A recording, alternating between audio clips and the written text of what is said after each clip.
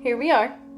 I'm home alone, so I can film in my living room today for my ninth topic because no one is home and hopefully no one will be home for a little bit. So, basically, this week is another open topic, so I get to talk about whatever I want. I'm just going to be talking about, reliving trauma, so it's not really going to be the most fun thing.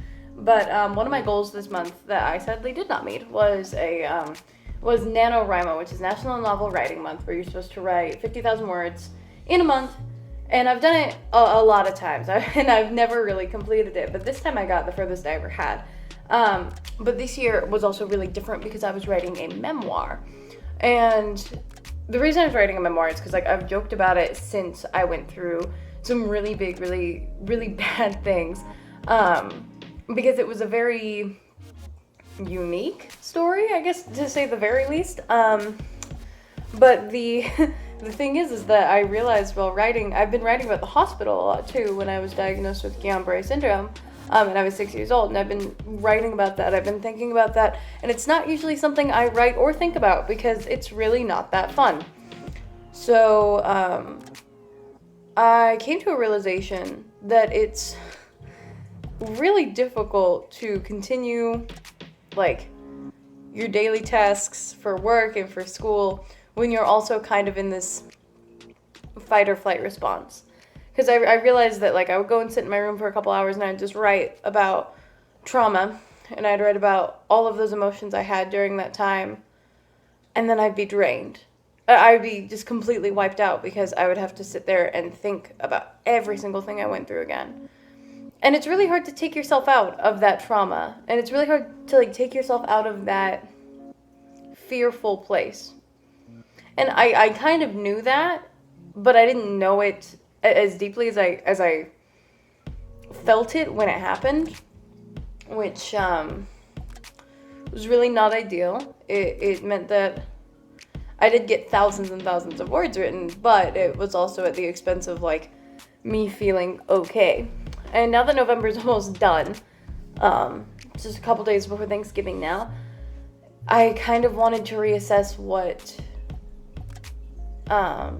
my time frame for myself, because something I've been learning and something my mentors and my academic advisors, my professors, the people that I love and adore who have been helping guide me through this thing, really the main thing that has been stressed to me a lot is that I have so much time and I don't need to worry about putting every single thing into this year or even the next 2 years or even the next 4 years for college. I have time, and I have time to do things, which is a concept that I am not really comfortable with because I have always been a very go type of person. I've always been the overachiever, and I've always needed to do and be the best, and usually being the best meant getting there first and getting there fastest, but it's not a feasible thing for me anymore. It's not. I can't continue to force that for myself because it's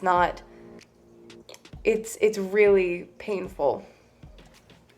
And I realized that with reliving trauma, I need time to fully heal. It's been 12 years since my hospital diagnosis, yes, but that doesn't mean it's been 12 years without symptoms or without issues afterwards.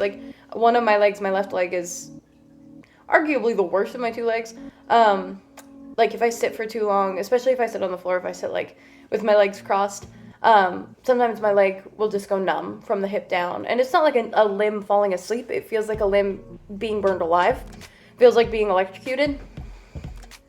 And it really, really makes it difficult to walk. But the only way to get the pain to go away is if I walk on it, and then I go through the pain. And luckily, since quarantine, because I'm not in school, usually in school, in acting, we'd have to sit on the floor a lot for whatever reason, whether it was for a game or for rehearsal or whatever.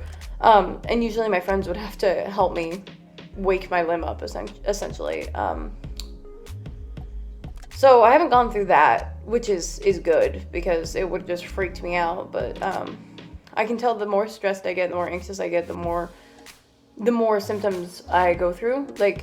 Sometimes, especially if I'm really busy, in shows, if I'm acting, or if I'm staying after for choir concerts for school, when I was doing all of that, if it was too much on my body after the show was done or after everything was done, I would have to go and sleep for like 16 hours straight, just like go and kind of be dead for a little bit and wake up and I'd be okay. And the reason for that is because there is still like fatigue that lasts past my diagnosis. And I've noticed the more that I take care of myself and the more that I try to like stay on a consistent sleep schedule, the less that I need to do that.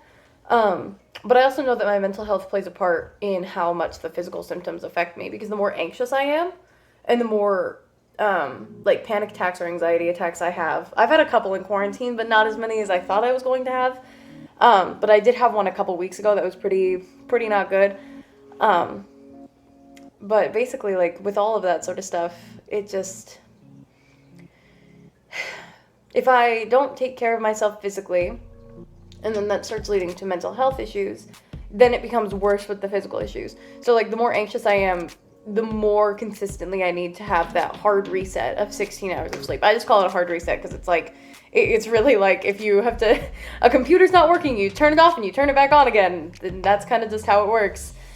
I don't know, it's just, I needed to stop writing about my trauma because, like, I do want to get it written, and it's definitely going to be written, but I want to give myself more time to process it, because it was like, I was essentially writing the chronicles of every bad thing that had happened in my life, and that went from my illness to my friends' deaths, because those are the two major tragedies of my short 18 years on this planet. But it doesn't mean that it doesn't hurt. Like, even though both those instances, both those things happened so long ago at this point, like, there was a period of 9 months in my life where 3 of my friends had committed suicide,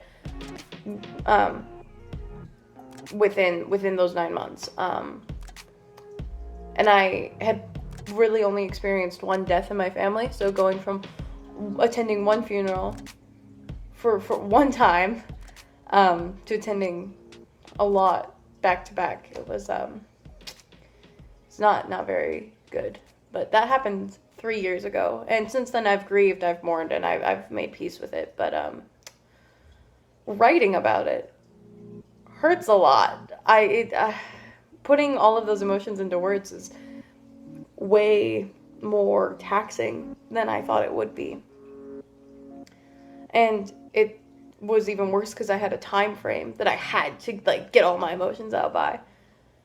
So I don't think I failed. Like, I mean, I failed my goal in technicality, but I don't think I failed it in terms of, like, looking at myself and trying to understand what is wrong and what's going right and what's going wrong, and, like, what is going to make me feel the best and the happiest, and make sure that I'm, most mentally okay and stable. But, yeah.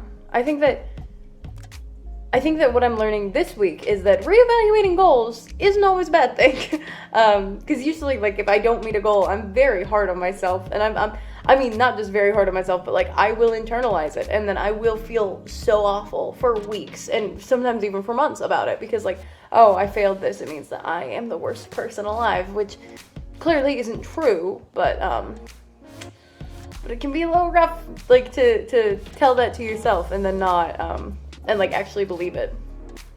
So, yeah, that's all that I'm really going through this week. I'm really going through it, but it's a little bit less than the other weeks. So, thank you for watching. If you're one of my lovely advisors and counselors who actually has to watch this to make sure that I get college credit, and otherwise, if you're just one of my friends who wants to know how I'm doing because you can't see me, thank you, and I love you, and hopefully when a vaccine gets produced and when people are wearing masks consistently, I can be out there and hanging out with you again. So, thank you very much for watching.